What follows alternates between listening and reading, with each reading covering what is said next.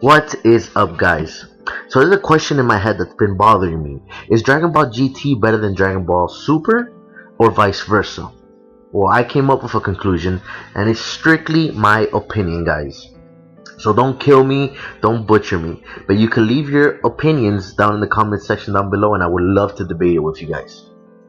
My conclusion is GT is far superior to Super. And it's funny because I was one of the people that said GT sucked compared to Dragon Ball Z. But when comparing Dragon Ball Super to Dragon Ball GT, I feel GT completely destroys Super.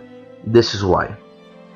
I feel GT pulled the characters a lot better. It presented the characters a lot better. Well, how can you say that, Anime Freak? Well, I'll tell you.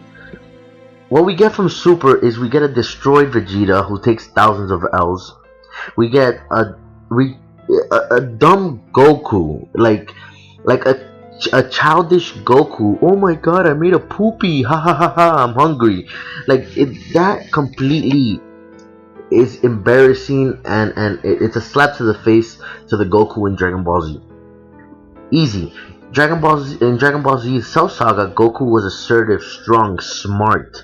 Yes, he made fun of himself or of others and cracked jokes, and yeah, he didn't know a couple things, but when he was training with Gohan in the hyperbolic time chamber, he was wise. You know what I mean? And in a way that it was wow, and that gets reflected a lot during Dragon Ball GT. Not this 100% childish, I made a poopy Goku that we're getting from Super.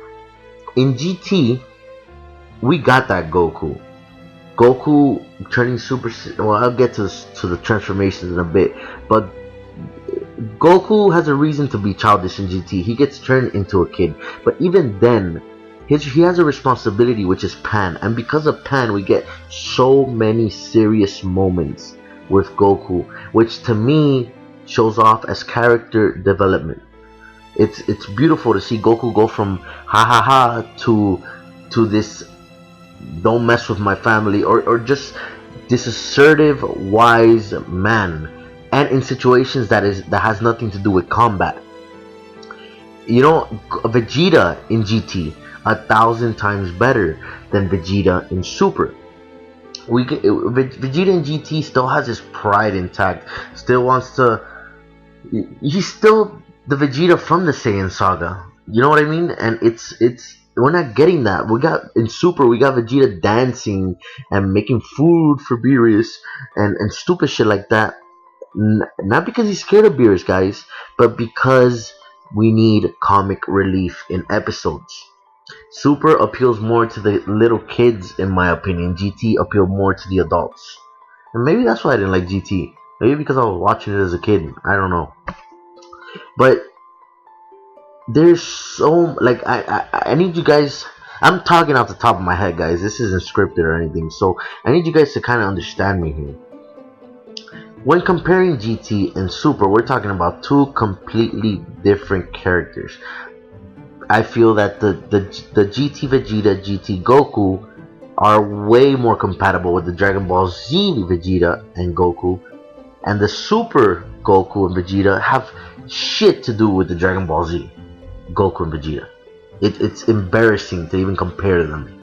Okay, let's talk about transformations. GT completely destroys Super in transformations. Super Saiyan 4. Wow, what a form! It takes the essence of a Saiyan. You know, Saiyan turning into Ozaru, which is the monkey, and it totally gets all of that. Goku Super Saiyan 4, nice black hair, crazy monkey, eyes, not monkey eyes, but like crazy eyes, monkey tail, monkey fur, even the pants, everything, the design is freaking beautiful. And then in Super, what do we get? Let's just give him red hair in base form, call that a god. And in god form, let's give him blue hair, like Super Saiyan God. Let's give him blue hair. Yeah, let's just do that. No, man, so stupid, so freaking stupid. The story, let's talk about the story. In GT, there was consequences to using the Dragon Balls. That is amazing because Dragon Balls were always used to fix everything. Why not give them a consequence? And we get that with the evil dragons. When the Dragon Balls turn, I think it's like dark blue or whatever, but we get that from the evil dragons. And that leads me to another thing, characters. We got so many new crazy designed characters with those dragons, and what we're getting from Super is shit. I think the way they went about GT was a lot better. Um, Dragon Balls having consequences instead of now we have Super Dragon Balls that can grant any type of wish. That's not smart.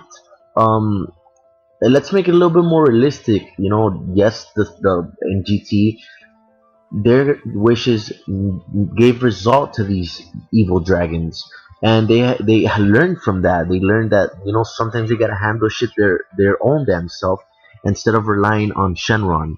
And I thought that was a great concept, and it was executed, I think, really good.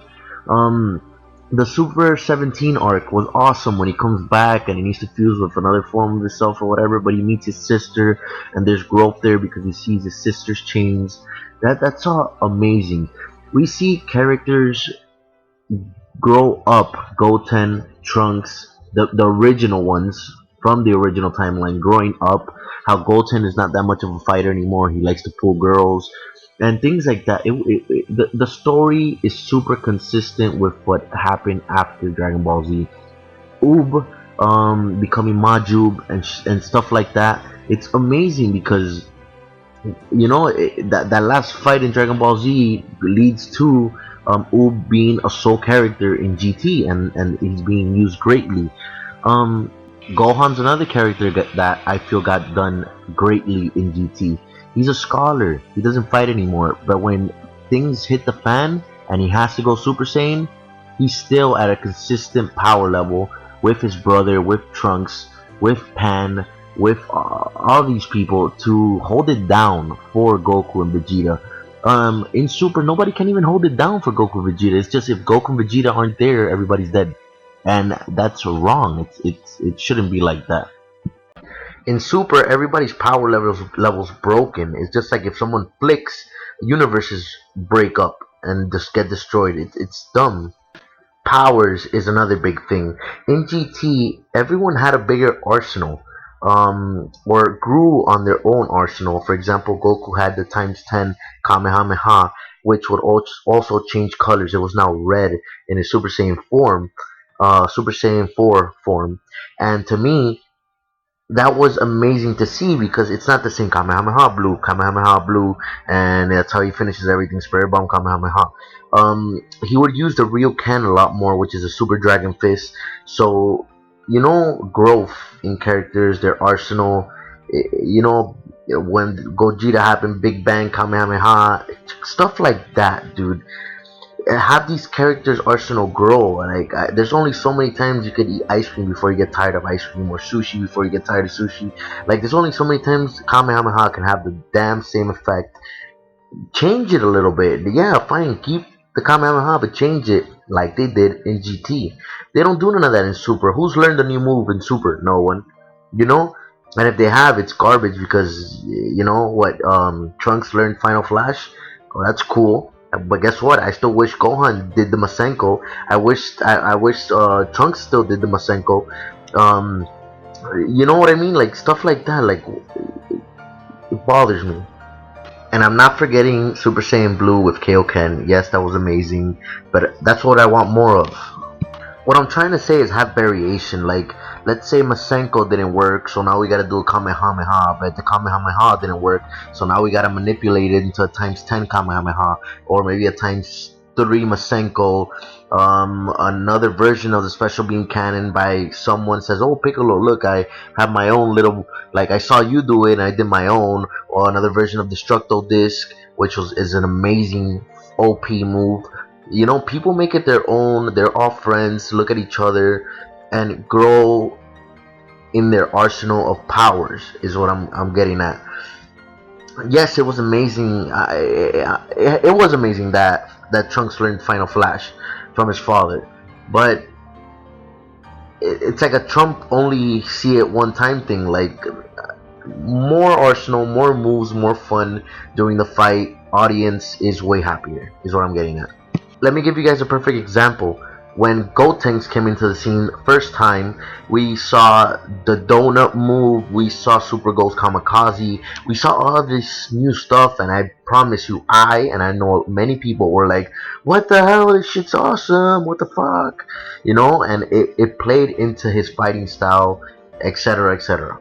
Now in Dragon Ball Super we get hits which is knockoff of Piccolo, we get Frost which is knockoff of Frieza, and it's just dumb. If anything, Magetta and some like Jocko and those new characters, but they're not really like holy shit. Like they're also there for like comic relief and like to prove how strong somebody else is. GT is far superior in my head. We got Giru in GT. Giru was awesome, bro.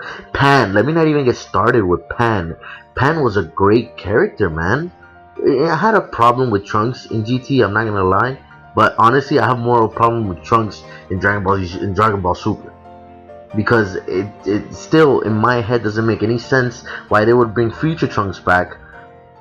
I explained that in a video. I'm gonna say it real quick. It doesn't make any sense for Zamasu to wish for a dark Goku in Whis' prediction, to wish for a dark Goku and stick him in Trunks' future where there is almost when that shit's all apocalyptical and shit. Why not just stick him in the future where Goku and Vegeta still alive, the main future? Why the fuck do you have to stick him in Trunks' future? That shit makes no sense. But fans want Trunks back, so let's bring Trunks back. GT makes a lot more sense. Yes, they used ideas from the past, but made them wow. In Super, they're reusing things like they reuse Frieza, only to give the win to Goku. Dude, if you're gonna bring Frieza back and give him a new form, let Vegeta, the Prince of all Saiyans, take him down. But no. And that's another thing I like about GT. Vegeta gets his time to shine. Yes, he's a villain again, and yes, because Baby took over his body. But, dude, it's still Goku and Vegeta. When Vegeta turned Super Saiyan 4, he needed Bulma's help. Still acknowledging that Goku is far superior, but Vegeta got there. And there's just so many other things. Yes, I think Vegeta didn't deserve the machine. It was a hit to his pride, as it was a hit to his character. But it's still 1,000 times better than the characters we get in freaking Super. Their personalities, how is Super better than GT? How? Character, plot, character development. I can't talk about animation and music because we're talking about two different time zones. Like GT is like 100 years old and Super was just born yesterday type shit. So we can't compare animation and shit like that. But if you were to want my opinion, which is funny because I'm already giving my opinion, I prefer the hand-drawn Dragon Ball Z series than this whole animation caca we're getting from Super. Yes, Super has its amazing freaking moments, like the fight between Goku and Black, but no, GT is far superior in my opinion. Please leave your comments down below. Let me know what you guys think. I could talk about this all day and give more facts, but this is off the top of my head. I'm already 10 minutes in, and I want to know what you guys think. So respect my opinion, respect yours. Let's debate about it. Let's have fun with this. Like and subscribe, guys. Share the video, and you guys have a good one.